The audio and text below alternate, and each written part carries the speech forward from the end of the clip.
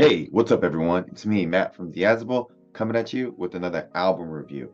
And today I'm excited to check out this band I recently discovered from my trip from Detroit called Poison Tongues with their album Born of Fire. A little bit about them is they're like a beat down hardcore style band that's been around since about, I want to say 2013, 2012. They play shows here and there, I think on a few tours here and there, but they're not the most active band.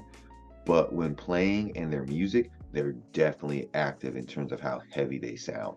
So if you really like heavy beat down music, I would say in the case of like full blown chaos, that yeah, that's like closest thing I can remind like think that sounds like them and everything.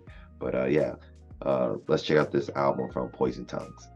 Memory Eternal is the first song on this album, and it starts off with like a slow ringing out to build up the song, and then boom, you get smacked in the face with a heavy barrage from the deepest sounding bass I've ever heard and the deepest, like nastiest vocalist I've ever heard as well. It's sludgier and heavier than most bands and everything. It just sounds so freaking heavy, especially with the down-tuned guitars and everything. And then as the song progresses, there's a dumb heavy breakdown. Like there shouldn't be a breakdown this heavy so early in a album, and but yet they do it very well.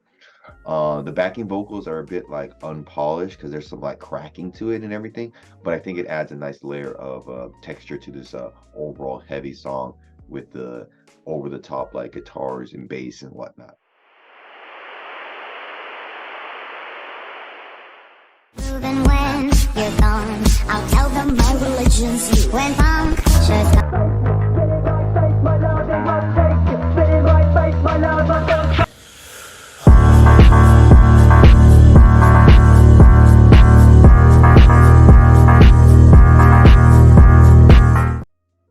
Hellbent. All I can say about this band, they're fucking heavy. Like, Jesus Christ, so heavy. Those drums, they're just stupid heavy. The guitar tuning is sick. And the groove and the smoothness in the mid-song breakdown, like, ooh. And then later as the song progresses, they bring it back and make it even slower.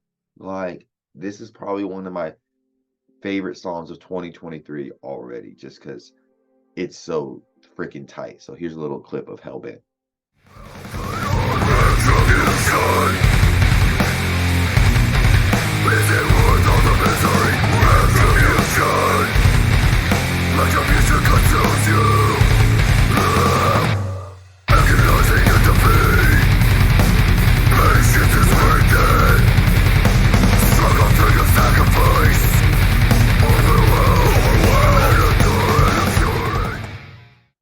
Sorry, that clip was really long, but man, I love that song. Profit through entropy. I think I said that right.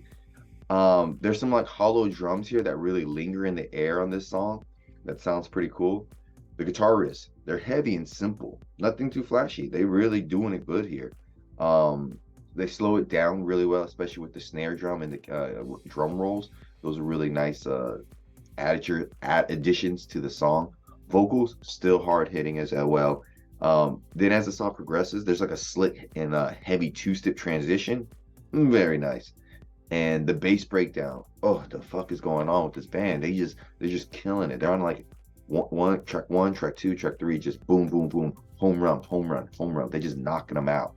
And then like the vocals, they had some like different vocal patterns here. Some nice for what's the word I'm looking for? Variety on in terms of vocal patterns. So that was nice. And overall, this stuff is really dumb and heavy, like that mid 2010s like hardcore metalcore stuff, but just even better. Witch Hunt.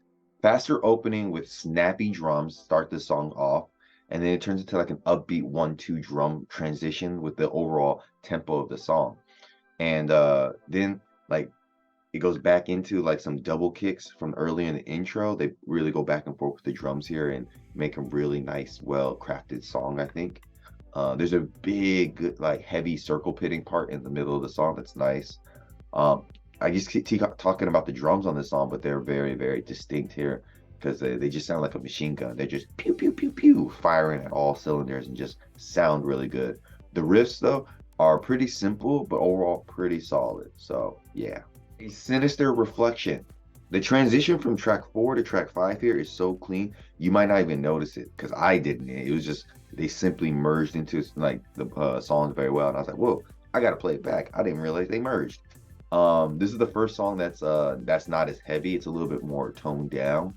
So it's nice variation and everything. So it's not all just straight heaviness. So they have some versatility, which is nice. Gives us time to breathe and appreciate what they make, I think.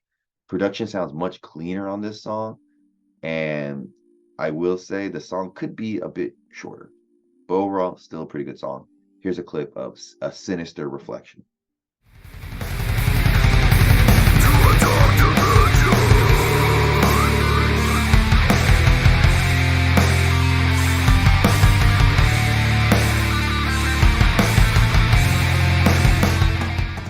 I feel this song has a little bit of like black influence, black metal influence in terms of like how the guitars sound.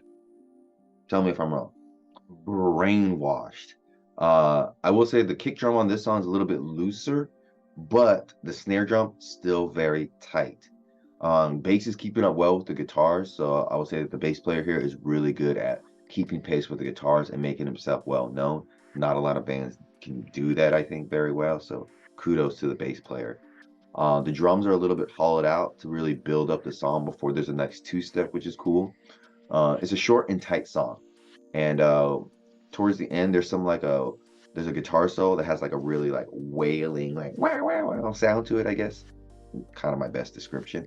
But it's more the background, so it's kind of cool and everything. Uh, it's nice how they also bring it back towards the end of the song with some intensity. Like it's a heavy song, light, and then heavy. So nice song structure. Haunted, barrage of metal here, and the bass is leading this song, which I think it does for a lot of the songs, but it's really up in front on this one. I will say the guitar playing here, they have some weird transitions, so it's kind of awkward and like here to put like hearing them, but it's a bit messy. But then they got some like backing vocals that like really come out of nowhere that feel like a ghost, like a haunting ghost and everything. So it's pretty cool. At first they're kind of like, yeah, I wasn't really feeling them. They're kind of not that great, but as the song progresses, those backing vocals kind of grow on you.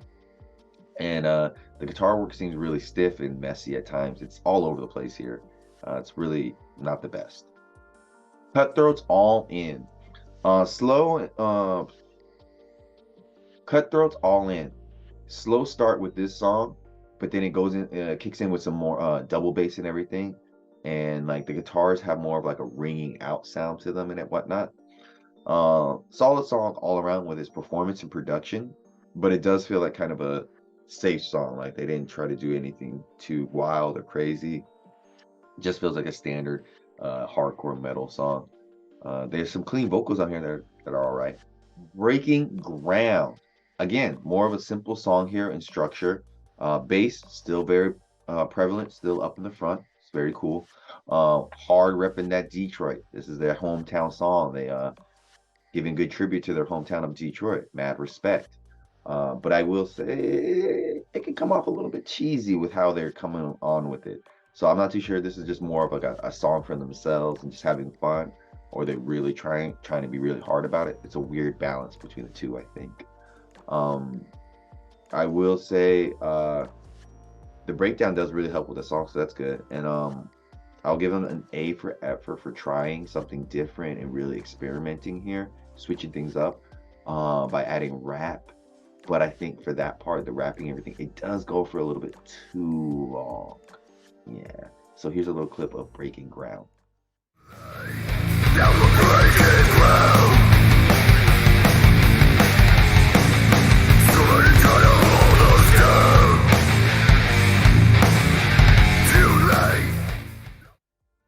Yeah. Item in Oblivion. Sinister opening to this song and whatnot, and then it just moves into like a nice groovy flow, especially with the vocals and on all the other members. They've got a lot of groove on this song. I think it might be their grooviest song on this whole album. And the riffs here, oh, they're so tight as fuck. And the drum fills, they're crazy. Like I feel like they saved a lot of their most variety and fun like skills for this song, because it's a very, very, very good song to end the album on. They're really showing what Poison Tongues can do and how they can be diverse with their styles when given the right riffs, groove, and just like drum patterns and whatnot.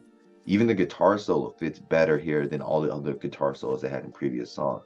So this is a great song to end the album on. Yeah, so those are my thoughts on this album from Poison Tongues and everything, Born of Fire. And I have to say, this is one of the heaviest, catchiest, grooviest, and skull-crushing albums I've listened so far in 2023 since doing this channel and since I've listened to music in a while. And the number one thing that gets me is the bass. I've never heard bass be so prevalent from the start to the end of an album. So I've never said this, and I'm pretty happy about it, but the bass is king here. Well, I've said it before on another review, but bass is amazing here. Oh, kudos to the bass player, just killing it. The next after that, the drums, stupid heavy with the double kicks and everything, and the different diverse drum fills they pull off. Very tight drummer and everything. So they found out they have a good drummer on this band and everything. Guitar riffs are really solid for the most part. They just have a little bit of awkward transitions, I think, and it can get a little messy at times. And some guitar solos are not the best, but they still sound better than most bands. And the vocalist is continuously heavy, continuously brutal. They change it up a little bit with some backing vocals and switch it up with styles like rapping and stuff. It kind of hits. It kind of falls flats here and there, but I appreciate them trying some stuff different and not being bland the whole way. So yeah. And the production, it's gritty, it's dumb, it doesn't sound that great, but it adds a level of ignorance that makes their band sound so heavy. So that sounds really great and everything. So I'm really happy I got to check out this band. So happy I went out to tie down the Coldest live show to hear these guys, check them out, met the members. They're really cool and everything. So I think this album from them is a very, very, very, very solid 8 out of 10. So Poison Tongues, links down below. Check them out. If you're from the Detroit area, I'm pretty sure you already know them. Support your local scene. If you're not, check these guys out. If you need something heavy in your life, something dumb heavy that you just want to beat people up with, or just go work out really hard to, Poison Tongues are your homies. So until next time, I'm Matt. Check out these videos. And I'm happy to do more of these videos. If you want me to do a review, hit me up, diazablreviews@gmail.com. I'm excited. If you want to do some podcasting with me, whatever, just hit me up. And until next time, bye.